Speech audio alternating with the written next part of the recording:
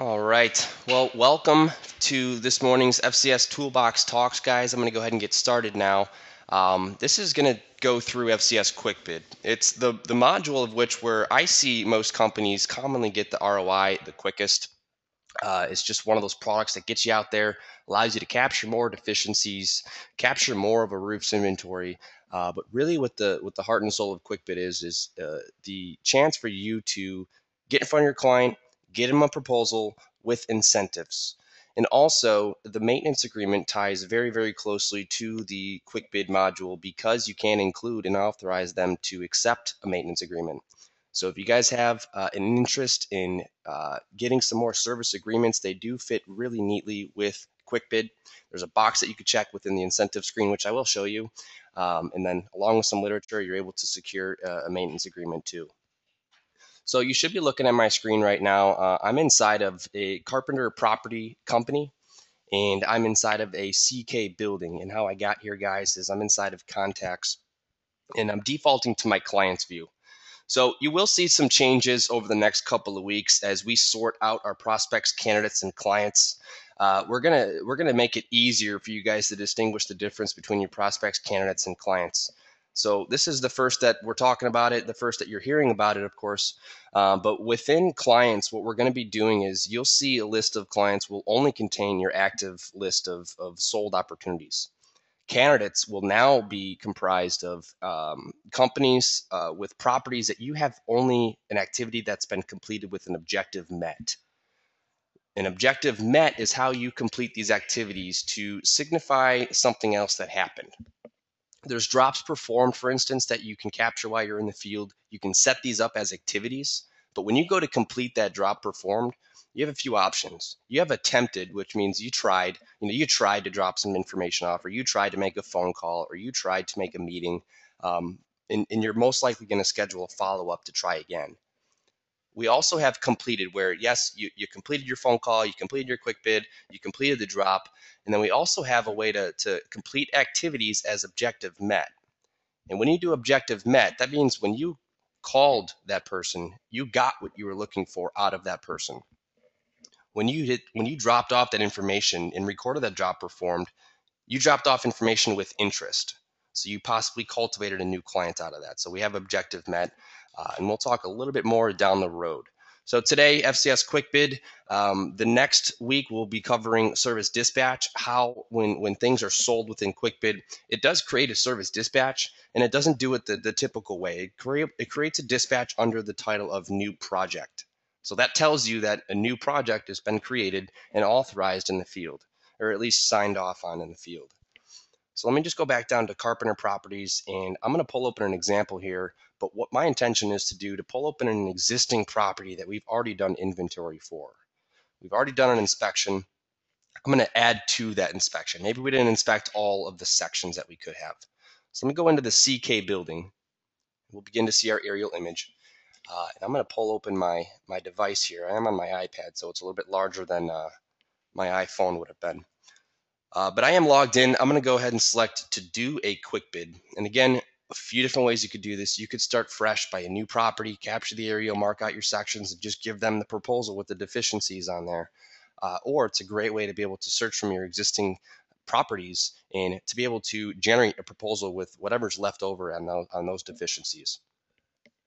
So I already scheduled myself an activity, and we've done so through the activities tab within the core. We talked about that the last time that we were doing Toolbox Talks. So what I'm going to do is choose from my schedule. I can see that the CK building is in here. If you do not see the activity that it's scheduled for yourself, you can refresh this icon and it will recheck. And if you're still missing it, I'd come back and recheck my activities to make sure it was scheduled properly.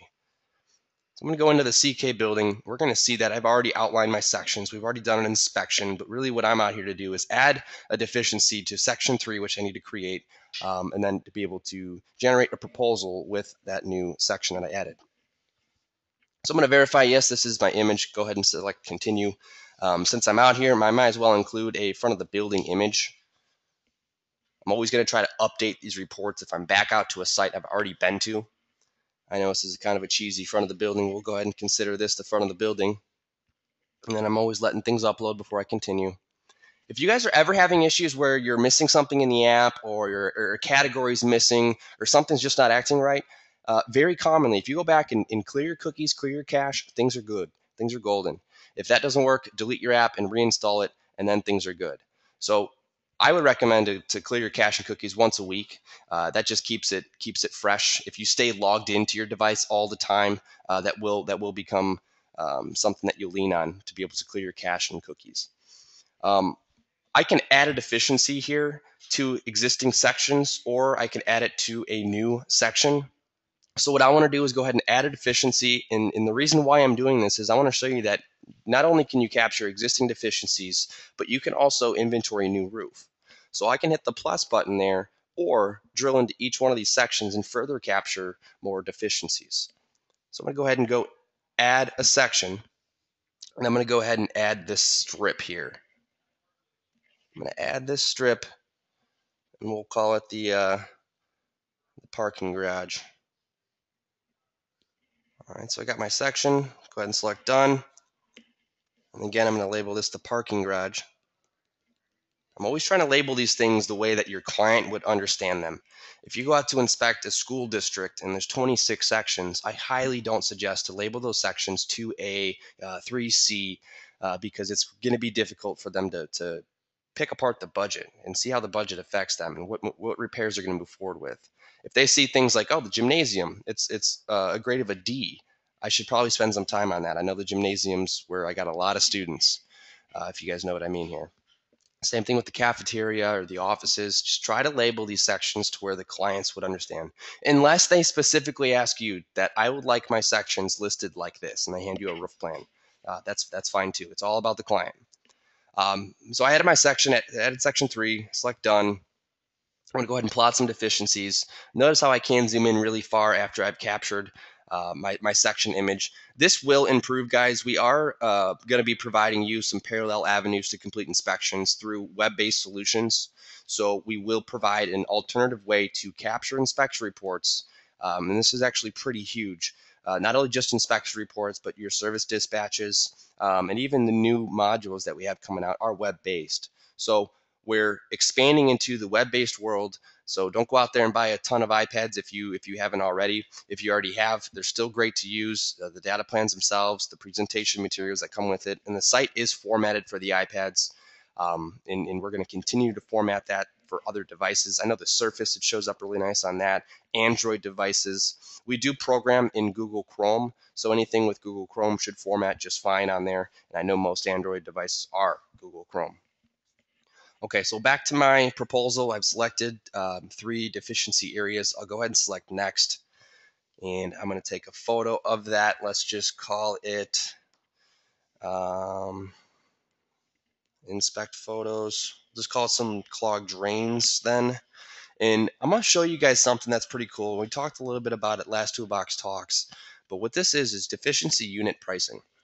If I select my category first, which is general, and I select my type of clogged drains, I have in my deficiency library incentive or authorized that deficiency unit is worth X amount per unit. So notice on the very bottom it says repair cost is 0. But if I enter in a quantity where I say there's 9 clogged drains, it's going to plug in a value for me. Now I know that this isn't going to be accurate across all variables. For instance, different types of drains and different roof systems. But what you can do is you can create those categories to maybe incorporate the roof systems that you're standing on, and then apply multiple types of the same deficiency throughout other categories to make sure that the price is accurate. And also, curbs too. There's different size curbs. So create your variables that cover each component of each deficiency, if you know what I mean. So deficiency unit pricing, it's certainly available to you if you want to use it. If it allows regular users in the field to be able to price repairs, because we know that a user set up as a user where you're not a manager, you're not able to delete content within the core. You're not able to see users on other calendars. But more importantly, you can't put cost in for deficiencies in the field. But using the deficiency unit multiplier, it does allow you to do that. So I'm a regular user at this point, $1,800, 9 clogged drains. That sounds good. Select done. And right now what we're looking at is 3 separate sections. I have 3 separate sections, and from this screen, I'm going to choose which deficiencies that I want to include in my proposal. I may not want to include all these. I may not be done estimating one of these, but the guy had asked me for a proposal on what's actually live right now, what's ready right now. So what I'm going to do is select all 3 of these, because you can include deficiencies throughout multiple sections. Select next, and it brings you to incentives. Now, I was talking a little bit about the maintenance program, how it ties into Qwikbid, and this is how. On the very bottom here, you have a maintenance program that you're going to suggest. By walking out the site, you're going to see, okay, it's more of a quarterly type visit, or it's a really large facility. I should visit this, or it's a small facility. I should visit this annually, or a larger facility. I want to try to get out there more, try to cover more roof, update the reports as much as I can. I also have incentives up on the top here: a buy now, an authorize all, and a credit card payment. Guys, these are optional. You do not have to use these, but if you do and you get used to using these, you'll start to notice patterns. You'll start to notice patterns in how you sell, and also a success ratio behind how you sell. So if I include some incentives here, buy now, I'll just say, you get 5% off. If you authorize each one of these repairs, I can give you more of a discount. And if I take credit cards, I'll go ahead and give you 10% off, because I know that we'd all love to get paid now. I got payment terms I could choose from. And then again, I got my quarterly visit, and I'm going to offer this at $250 a visit. And I have my literature with me. I'm going to bring my literature, and I'm going to talk through the maintenance program and see if I can't sign off on that. So go ahead and select continue. And then it brings me into my proposal report. So this is really, really important too, because this is really the first time that you get in front of your client, is when you see the proposal report screen. If you go back and you see the incentive screen, this is where you're not in front of your client. You're not going to want to be in front of your client when you're choosing this, because when you do walk up to them, you're going to say, the system does this. I don't do pricing discount. I don't do that stuff. The system does it. So what I'm going to do, Mr. Customer, is show you what I've captured, what I found on your facility. By opening up each one of these, it allows you to expound on each one of these, talk through it, get them on the same page with you. All right, so all of your deficiencies are there, and then you can select the pricing page, and then you would go, okay, now I'm going to really test you. What do you want to authorize here? What can you authorize? Can I get anything out of you?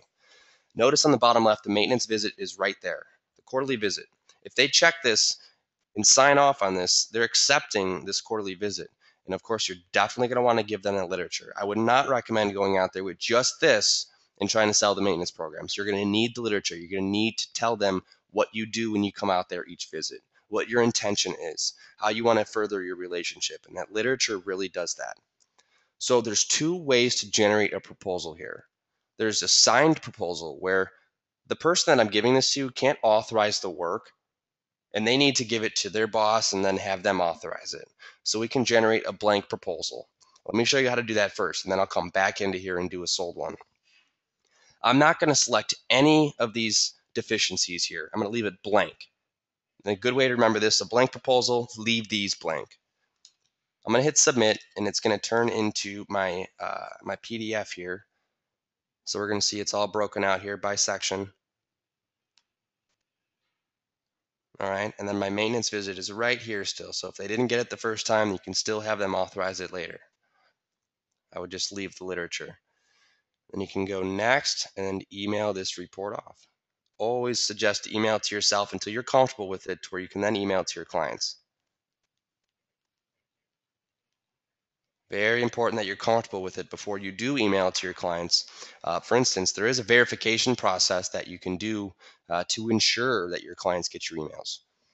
I mean, guys, we're in 2013 here, and emails are getting harder and harder to send. Filters are becoming more and more, robust, and more options out there for them to filter more. So FCS provides you the ability to whitelist your customers by checking the verification email here, this icon. I can send Joe customer an email verification. It's going to turn yellow. And as they accept it, it will turn green, letting them know that, hey, they've accepted your link, similar to the way that you would get an account anywhere online. If you got an account on LinkedIn, they're going to send you an email verification. You're going to click on it, and it's going to whitelist you from all of LinkedIn's emails. Same experience here. Typically, I don't see it authorized until an operations project is coming out and you really want to make sure they get it, or they're receiving their first invoice from you through FCS. You really want to make sure that they get that. But the great thing is you don't have to come back through and question, did I authorize them? Did I not?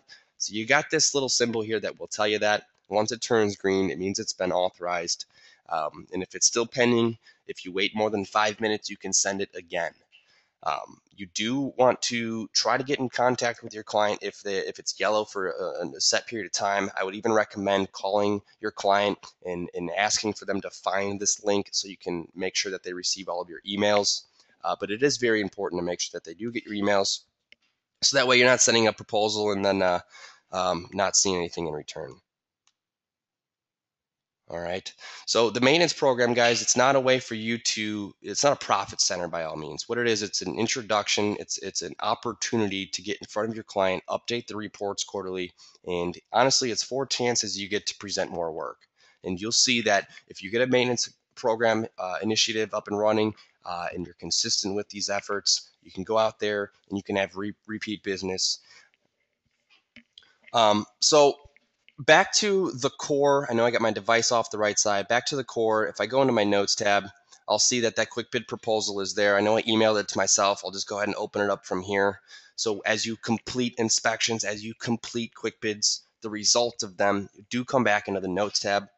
I could find that by clicking on this attachment, and it's going to show me the same proposal that I saw at the end of my application there. All right, so scrolling through, we have all of our deficiencies on each section. Notice that each section, the deficiency identifier on the map reference here only shows the deficiencies for that page. Okay, so that's where you're going to find your Qwikbid proposal. Now, let me show you back in the app that when you sell work, it does create a dispatch for you. You would just need to have that dispatch assigned to a tech to complete the work. So let me go back into do a Qwikbid. I may need to search from contacts because I just completed my activity. So I have property on here. I'm going to look for CK Building. CK Building is right here. I'm going to open it up. And then here is all of my information. There's my 3 sections. All right, so let's go ahead and mark these deficiencies to include on my proposal. And this time I'm going to sell it. I'm going to skip over the incentives here because I did tell you guys that it is optional. You do not have to do the incentives. Select continue. This is the pricing page again where you would get in front of your client to go through the deficiencies and say, the system does give you discounts, the system does this or the system does that. Always refer back to the system. So within the system, we found these 3 deficiencies for you throughout 3 sections. And to authorize the work, instead of an unsigned proposal, you're going to check these boxes this time. You're going to check these boxes, select submit, and it's a little bit different. It turns into a signature page where you need to sign. So go ahead and put my name here.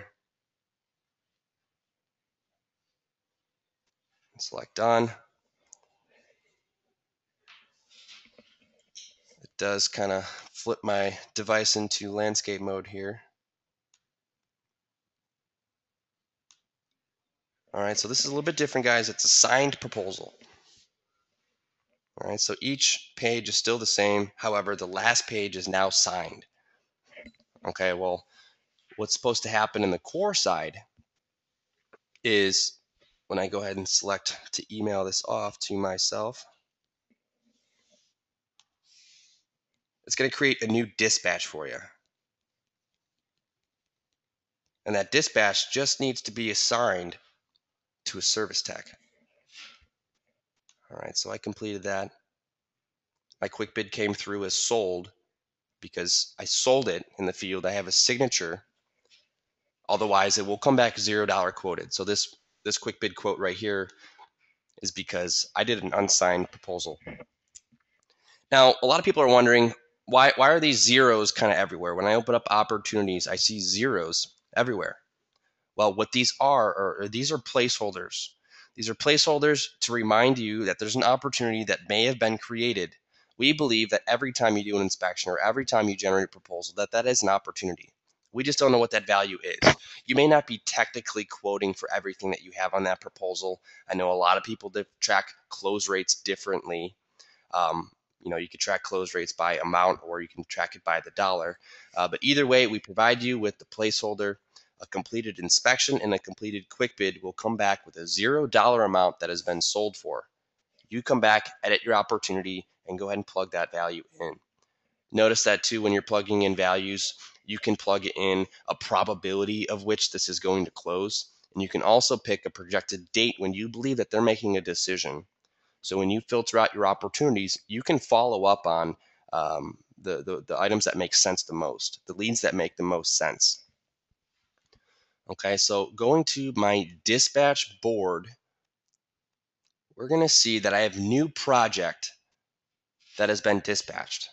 And that's the difference. It says new project. That's how you know it's a different type of dispatch. You didn't just hit dispatch. It's not T&M, it's contract work. So I'm going to open up this ticket. And I'm not going to go too far into it because this is really where we're going to pick up next week. But I do want to open up this ticket and show you that those deficiencies are on here. Those deficiencies that we had inventoried and we had signed off and authorized to get repaired. These deficiencies are going to show up. We're going to have them transfer over into the app. And then when our service tech goes out there to perform the work, he's going to show that these deficiencies have been completed. So great way to show a before and after, as well as the history behind all of that. All right, I know my internet's a little bit slow here, but doesn't have to be that slow. So there's all my deficiencies, 1, 2, 3. If you guys ever see a dot up on the top left here, a green dot, that's because there's a deficiency that you've dispatched, but has not been entered in. There's no location saved for it. But the second you enter in a location for that deficiency within dispatch, that dot will carry over to the map itself. So just a little quick tip there. Scrolling down, you'll see I have these 3 deficiencies here on this ticket to get resolved. And that is where we're going to pick up for next week. So this is service dispatch. I will go back into the Carpenter Properties. If you guys ever click this company name here, it will take you back into the company of Carpenter Properties. So I'm going to open this up for some questions here. I know I am by myself today. Chad unfortunately had to take a day off. There was a family emergency. So we wish his family the best. So any questions, let me know, guys. But we're going to be answering those for you, and then we'll kind of cut this short here today.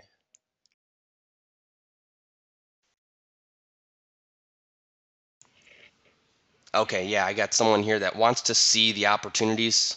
I was talking a little bit about this. The opportunities that show you the percent and then the close date, it will be listed here. So you're going to see if you do populate that. I don't see anything populated in here. Oh, here's one.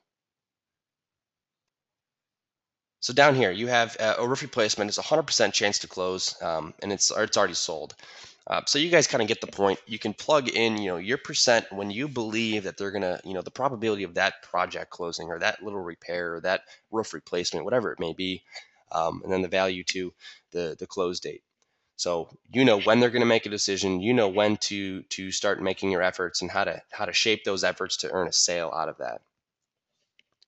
Okay, here's a good question. How do I enter a default price for repairs? That's a good question. So let me show you guys that. It's within your deficiency library. And if you do not see it, let me know, because there's a chance that it may not be enabled on your account. I know this is absolutely a 3.0 feature. If I edit my default deficiency list, you're going to see that you now have the units and then the cost per unit. So you're going to distinguish not only just the unit, but what you're going to charge per unit. And of course, that would be at a retail price. And I talked a little bit how you could use categories to help separate the variables too, because we know that alligatoring is not going to be the same across all types of roof systems, even if you see alligatoring on other types of roof systems, but you guys get the point.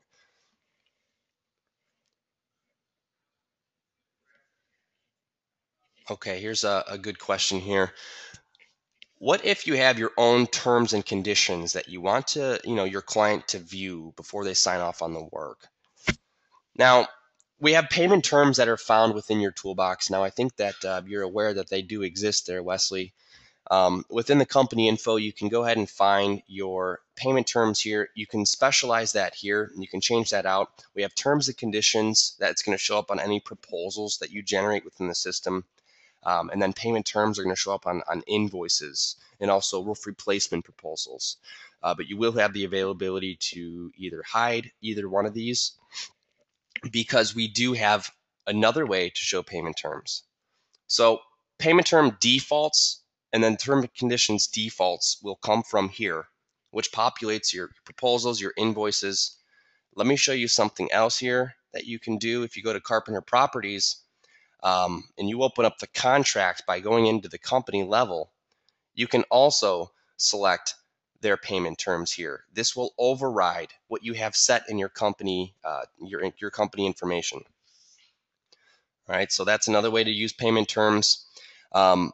Also, a 3.0 item. If you go into your attachment library here, Wesley, you can attach a file that is one of these special types. We have custom report covers, and we also have terms and conditions. Custom report covers, you can literally replace our cover photos or cover pages with your own. If you guys want to craft your own, Whitco roofing brochures or nice cover page there that you're going to use throughout all inspection reports, you can drop that in there, Wesley. You can also pull terms and conditions, upload those as PDFs. These are both PDFs, and you can create custom documents. If you guys want to know more about that, give us a call, or we'll be happy to show you through that. So hope that answered your question there. It did. Okay, good. Excellent, excellent. I'll give you guys a couple of minutes here to throw in some more questions. Is there a limit for terms and conditions? There is not, but you do start to run into some formatting too. So I'd recommend that you pay attention to what it looks like after you generate a quick bid, what it looks like after you have, an invoice, just to make sure that it doesn't push things over insanely awful, if you know what I mean. Sometimes you will push down a whole line of text when there's a big empty space right above it. So just play around with the spacing. There's no max characters that you can use for payment terms or the terms and conditions there. You can use as many characters as you like, but I would play around with the spacing.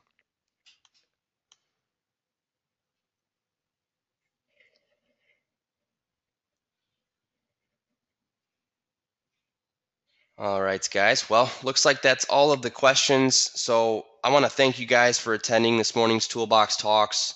It's been FCS Qwikbid. I showed you guys how to generate some proposals in the field utilizing Qwikbid, whether it's to capture some new inventory or it's to regenerate a report or a proposal that's already been captured. So next week, we will be going through service dispatch. We're going to kind of pick up where we left off. It's going to be part 1 of part 2. And then we'll kind of take you guys through the rest of the FCS life cycle. So thanks, guys, and you have a great day.